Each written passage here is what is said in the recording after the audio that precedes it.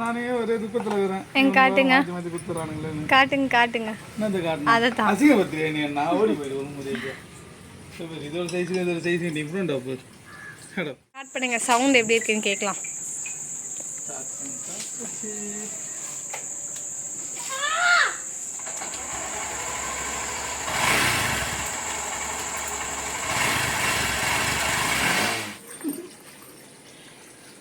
எந்த அளவு ஓட்டி இருக்கேன்னா ஓட்ட போடுற அளவு ஓட்டி இருக்கு.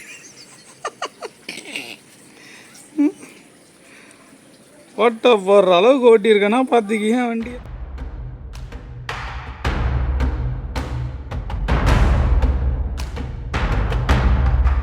ஹாய் ஃப்ரெண்ட்ஸ், வெல்கம் டு சியாக் ரைடர் 225. இன்றைக்கி வீடியோ வந்து எபிசோட் 2 வீடியோ. நம்ம எஸ்பி ஷைன் 125 வந்து பார்ட் 2 வீடியோவாக போட்டிருக்கோம். இப்போ கண்டினியூ வீடியோவில் நம்ம ஆயில் சேஞ்ச் பண்ணுறதை பார்த்துட்ருக்கோம். ஃபஸ்ட் டைம் நம்ம வீடியோவை பார்க்குறவங்க மறக்காமல் நம்ம சேனலை சப்ஸ்கிரைப் பண்ணிவிடுங்க. வாங்க வீடியோக்குள்ளே போகலாம். வந்துச்சா? இப்போதைக்கு இதை மாற்றலை. ஸோ இதை மாற்றி வாங்கிட்டு வந்தாச்சு. அடுத்து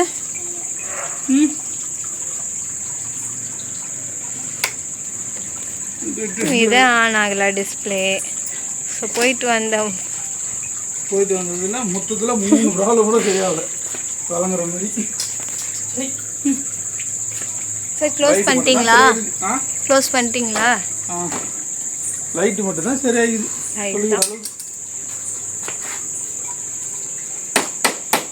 பிரேக் சேஞ்ச் பண்ணிவிட்டு பிரேக் சேஞ்ச் பண்ணியாச்சு. பிரேக் பேடு, பிரேக் ஆயில் மாற்றிட்டாச்சு. பிரேக் ஷூ பின்னாடி தேய்ச்சி போட்டாச்சு.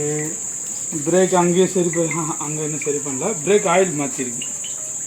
அவ்வளோதான் பண்ணிடுது. ஒரு ரூபாய்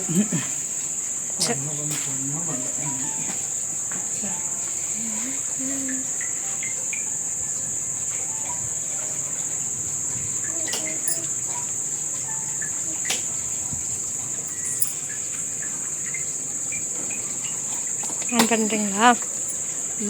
ரைடு செக்கிங் ரைடு. முதல்ல ஸ்டார்ட் பண்ணுங்க. சவுண்ட் எப்படி இருக்குன்னு கேட்கலாம்.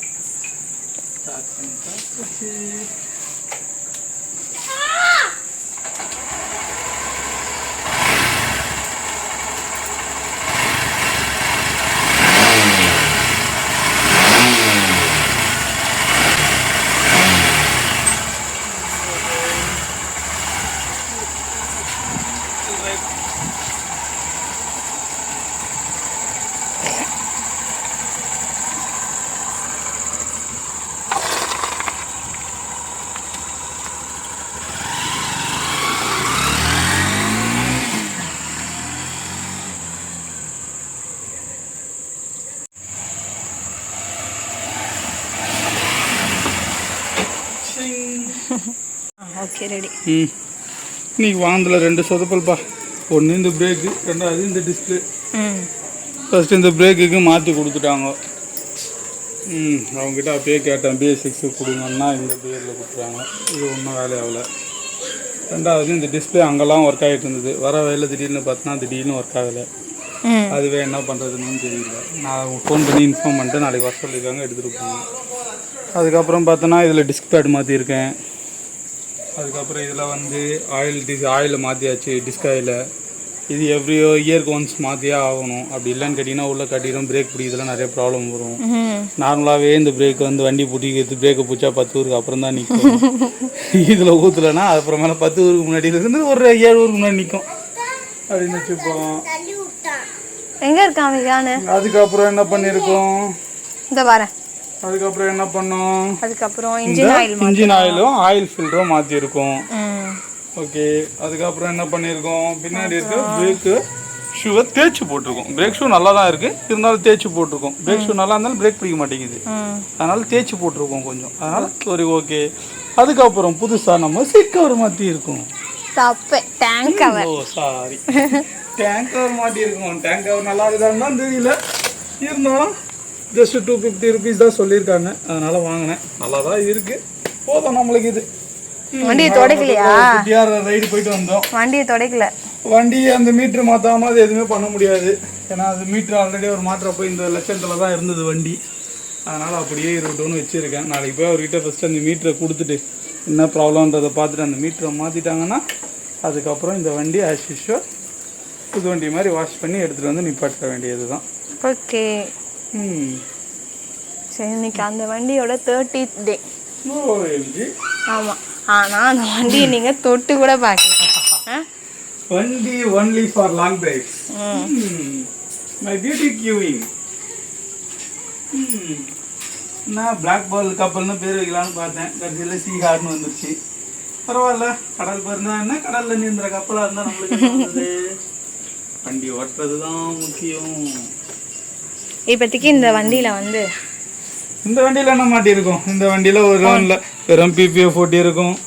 பிபிஎஃப் ஓட்டுறதுக்கு எவ்வளோ ஆயிடுச்சு, வெறும் பிபிஎஃப்ன்றீங்க. அதெல்லாம் கணக்கு கிடையாது, வண்டி லாங்கில் ஓட்டினாதான் வண்டி கணக்கு. அதெல்லாம் பிபிஎஃப், ஜஸ்ட் பிபிஎஃப்.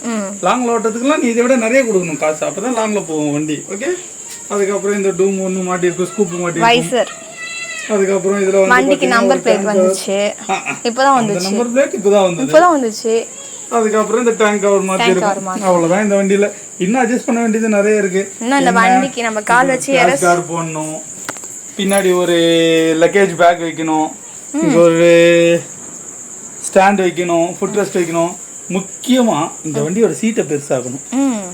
என்ன காரணம்னா என் பொண்டாட்டிக்கே இந்த சீட்டை பத்தலையா, அப்புறம் வேற எங்கே போய் நான் சீட். இந்த சீட்டை பொறுத்த வரைக்கும் என் ஒய்ஃபுக்கே பத்தலை, அப்புறம் எதுக்கு இந்த சீட்டு? இந்த சீட்டை வந்து அகல பத்தணுமா, நீட்டு பத்தணுமா, ஏகப்பட்டது சொல்லிக்கிட்டு இருக்கா. இந்த பைக் எடுத்து நம்ம 30 days ஆச்சு, ஆனால் ஸ்பீடோமீட்டர் எவ்வளோ ஓடி இருக்கு? ஜஸ்ட் 300.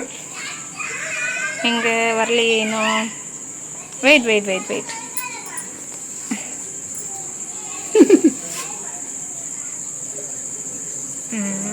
வந்துருச்சு 300. என்னப்பா பண்ணுறது, இந்த வண்டி இன்னும் லாங் போக முடியலையே. லாங் போகிறதுக்கு நீங்கள் தான் ஏதாவது தயவு பண்ணணும். நான் பண்ணிடலாம். மற்றபடி எல்லாம் இந்த வண்டி வெறும் ஸ்கூல் டிராப்பிங்க்கு மட்டும்தான் போய்கிட்டு இருக்கு, வேற ஒன்றுத்துக்கும் போகல. அதுவே ஒரு கஷ்டமாக இருக்குது. இருந்தாலும் கூடிய சீக்கிரத்தில் ஒன்று பறக்க வச்சு கூட்டிகிட்டு போகிறோம். ஓகே, சீக்கிரமாக இந்த வண்டிக்கு எல்லாத்தையும் ரெடி பண்ணுற வீடியோ போட்டுட்டு அப்புறமா நம்ம எல்லாம் இந்த வண்டி ஃபுல் செட் பண்ணிட்டு அப்புறமா போகிறோம், சரியா? Okay, black hawk, sorry blue hawk. என்ன வண்டியில் ஏறி உட்காந்துக்கிட்டீங்க? கையெல்லாம் ஆயிலாக இருக்கு. இந்த வண்டி என்னைக்கு லாங்கில் எப்படி என்ன பண்ணுறது, போய் போட தெரியும், அம்மாவோட தெரியும்.